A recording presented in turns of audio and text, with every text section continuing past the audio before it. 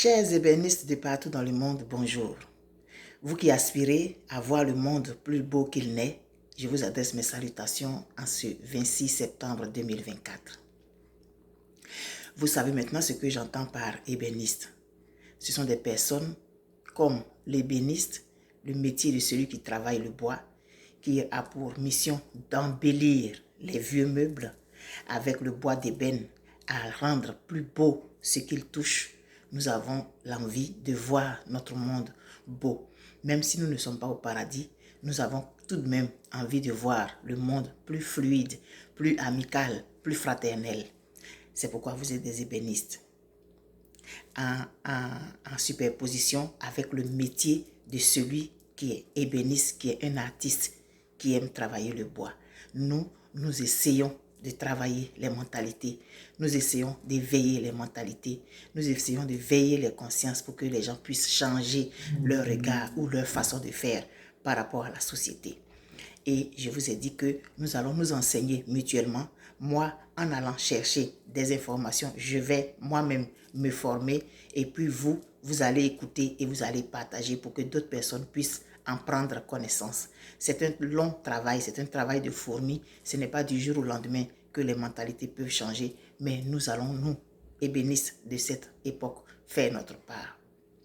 Et nous allons utiliser des histoires vécues, des anecdotes, des histoires inspirantes, des contes ou des comptes rendus de lecture. Tout ce qui peut nous amener à changer notre regard sur notre propre comportement ou notre façon de faire, ce sera toujours le bienvenu.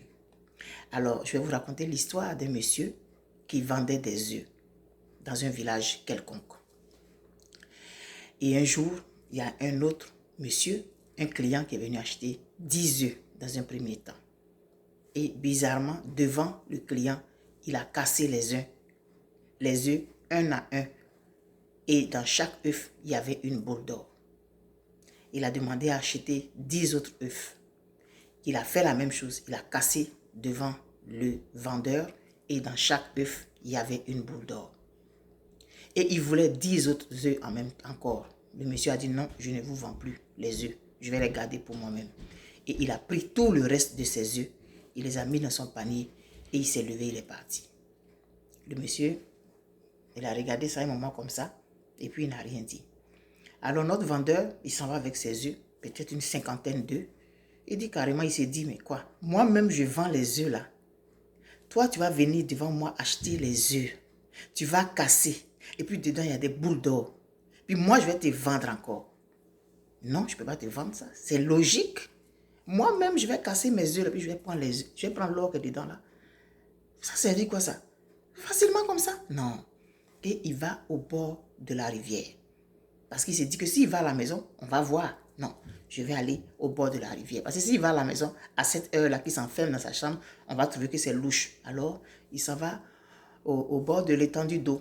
Il se met dans un coin, il regarde à gauche et à droite. Pas un chat. Alors, il se met à casser les œufs. Et puis, il réfléchit. C'est-à-dire, avant même de casser les œufs, il réfléchit. Mais ça, là, j'ai au moins 50 œufs comme ça. Peut-être même plus. Hein. Je donne un chiffre comme ça. Oh, un chiffre comme ça, tout bête. Quand je vais avoir ces boules d'or là, mais qu'est-ce que je ne vais pas devenir dans ce village? Je vais devenir le roi, je vais devenir chef, je pourrais me marier la fille du roi, je pourrais faire ci, je pourrais faire ça. Ah non, parce que les boules d'or là, c'était comme les jaunes d'œufs là. Donc vous voyez à peu près la grosseur.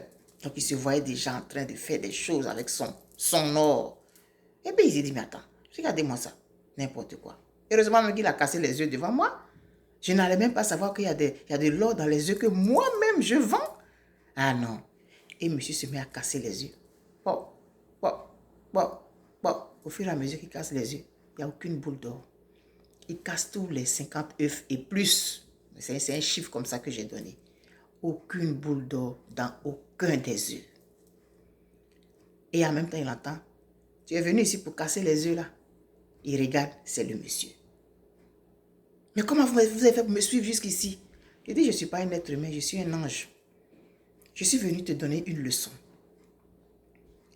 Oui, mais moi-même qui vendais les œufs, pourquoi toi tu vas venir acheter les œufs là? Toi tu vas avoir de l'or dedans. Et puis moi-même qui vends là, je ne suis pas capable d'en avoir. C'est pourquoi je suis venu casser. Maintenant tu as cassé, tu n'as rien vu. La vie elle est comme ça. Elle n'a pas de logique.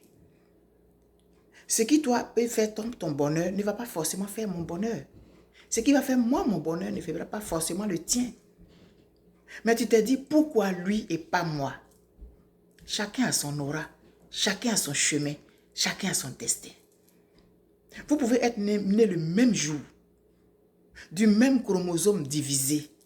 Vous n'allez pas forcément avoir les mêmes chances. Vous n'allez pas forcément avoir le même destin. Vous n'allez pas forcément avoir les mêmes amis, les mêmes chemins de vie. Vous pouvez avoir le même diplôme, vous avez fait la même classe, vous avez le même diplôme. Et puis au bout de la vie, quelqu'un d'autre peut devenir ce que toi tu n'as pas pu devenir. On a vu dans les classes, les gens disent, ah mais lui là, il était le dernier de notre classe. Mais aujourd'hui là, voilà où il est arrivé. Chacun a son chemin de vie. Il faut arrêter de penser que ce qui est dû à l'autre t'est dû. Tu peux même commencer une affaire, tu peux commencer quelque chose.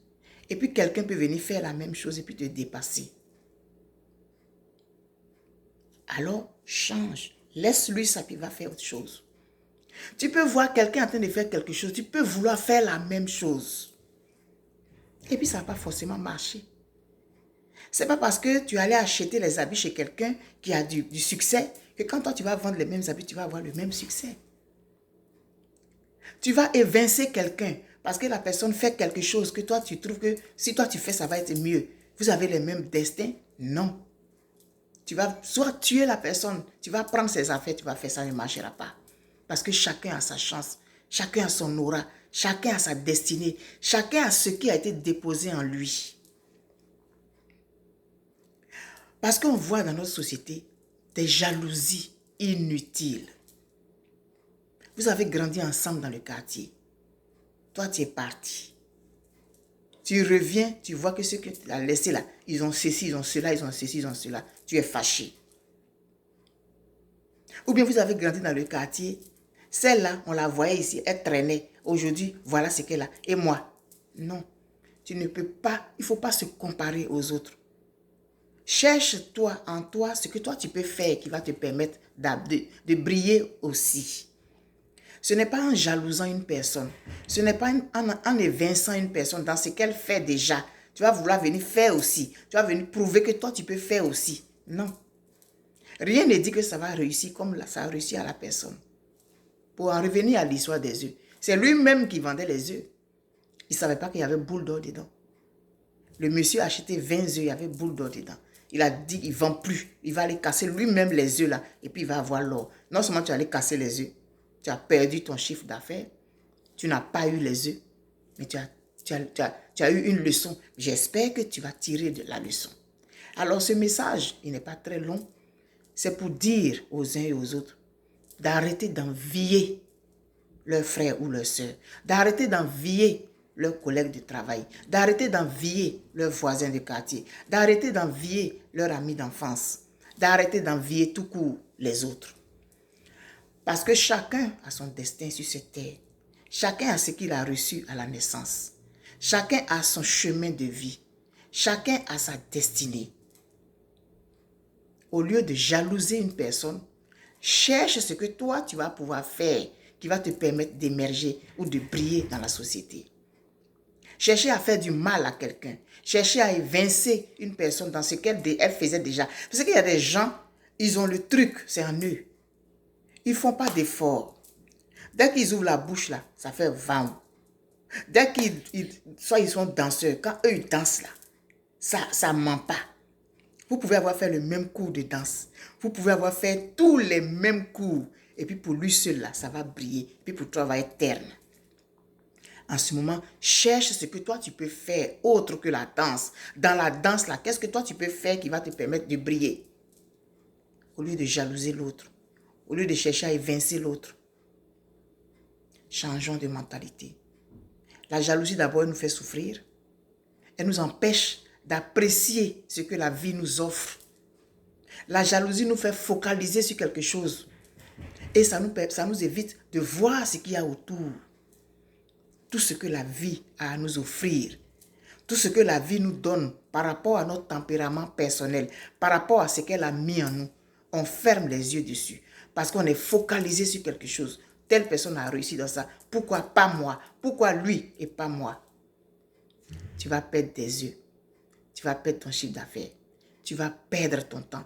Tu vas perdre ta vie. Et tu ne profiteras de rien au bout du compte. La jalousie et l'envie, ce sont de mauvais conseillers. Alors, on se dit à jeudi prochain. On se dit à bientôt. Bye bye, chers ébénistes. Vous qui voulez voir le monde plus beau qu'il n'est. Je vous aime très fort.